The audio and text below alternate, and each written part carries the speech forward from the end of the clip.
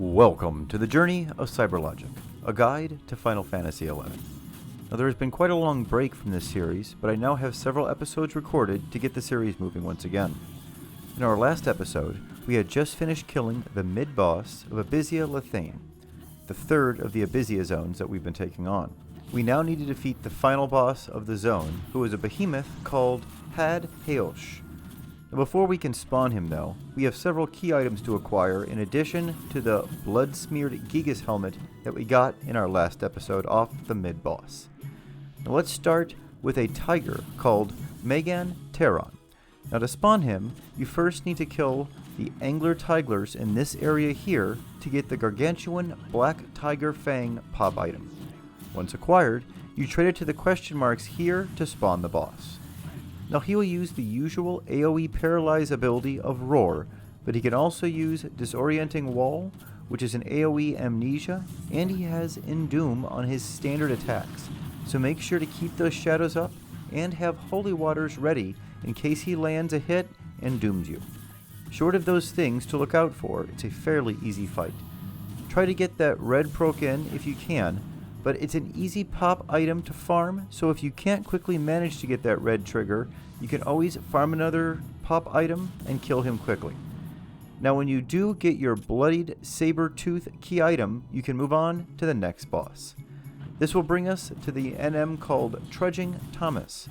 Now this is a ram who you can spawn by going to this location on the map and killing hammering rams in the area until you get the raw mutton chop pop item to drop.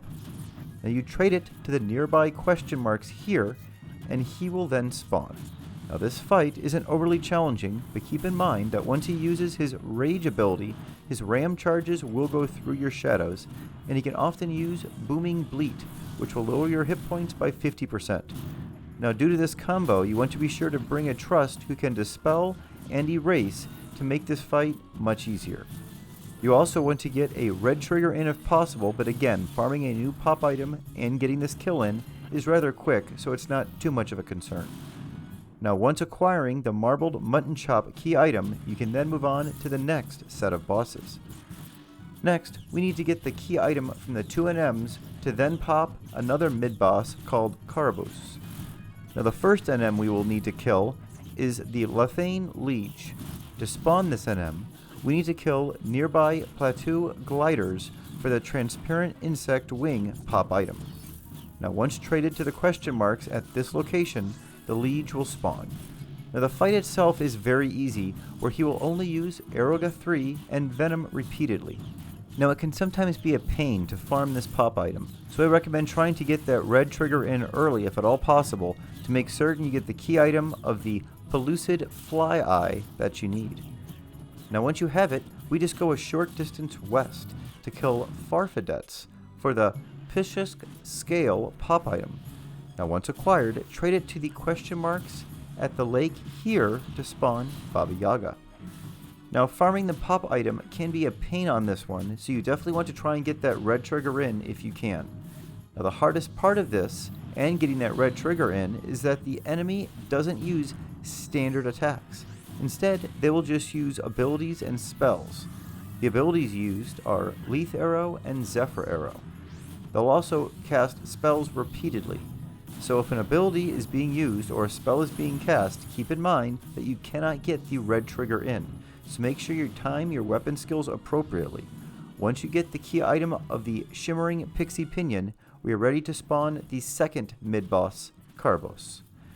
Now you can spawn Carabosse a short distance to the east here.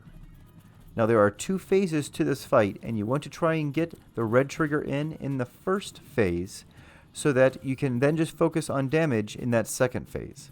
Now getting this NM's key item is what takes the longest out of all the NMs covered in this zone, so you really want to get that red trigger if at all possible.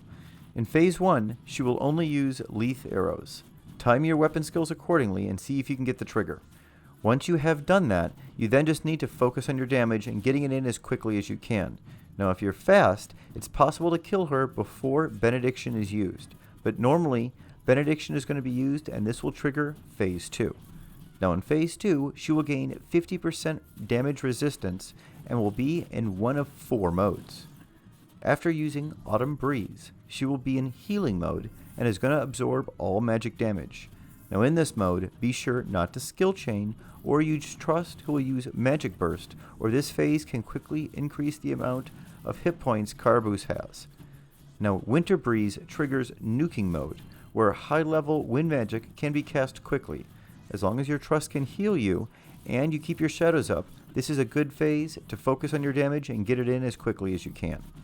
Now Spring Breeze will signify enfeebling mode, where Carabosse will cast spells such as Breaka, Sleepka, and other enfeebling magics that can dramatically slow your fight down. The last mode is triggered by Summer Breeze. Now once she's in Mist mode, she gains a high rate of double attack, and will continually use Cyclonic Torrent and Turmoil, which can strip you of all your buffs and knock you back, making for a slow fight during this phase. Now this fight can take some time, considering 3 of these 4 phases are going to dramatically slow you down. So therefore, you want to make sure that you start this fight with at least 30 minutes left on your zone timer. Now after you get the Glittering Pixie Choker key item to drop off of Carabosse, you are now ready to take on the full zone boss, Hadhayosh. Make your way over to where you killed the Ram-NM to find this boss's spawn location.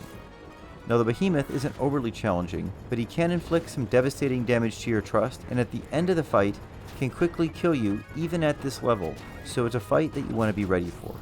I used Joaquin and Koromoru to haste cap, Kupipi and Yoran Oran for cures, and Seththus to keep replenishing the mage's magic points and my health in the event of AoE damage or Curse Nut for everyone. The main risk of the abilities used in this fight are Accursed Armor, which gives him Curse Spikes, which will quickly leave you with only a few hundred hit points if you're meleeing him, Amnesic Blast, which is a conal ability that inflicts high amounts of damage, Amnesia and Knockback, and Ecliptic Meteor, which hits for a good amount of damage and inflicts Blind, Bio, and Paralysis. In addition to these, he of course has all the usual devastating Behemoth attacks that usually focus on conal abilities. Due to this, you want to make sure that your Trust are always on the opposite side of the Behemoth while you're fighting in front of him. Now while all these abilities and things can hurt, they can also be managed for most of the fight, as you see me doing in this example with these Trust. However, once you reach that 25% health threshold or so, he's now going to insta-cast Meteor for huge amounts of damage on top of all those nasty abilities. One way to mitigate most of the risk under that 25% threshold is just to use a Fanatics and Fool's Drink, as you see me doing in this example here, to mitigate that damage at the end of the fight. Note though that this isn't completely necessary, but with all the time we just spent getting those pop items, it's a safer bet to make sure that it wasn't all in vain and that you have to farm them all over again. Now after he's defeated, we have now finished the mid and final bosses of the 3rd zone in Abyssea-La Theine.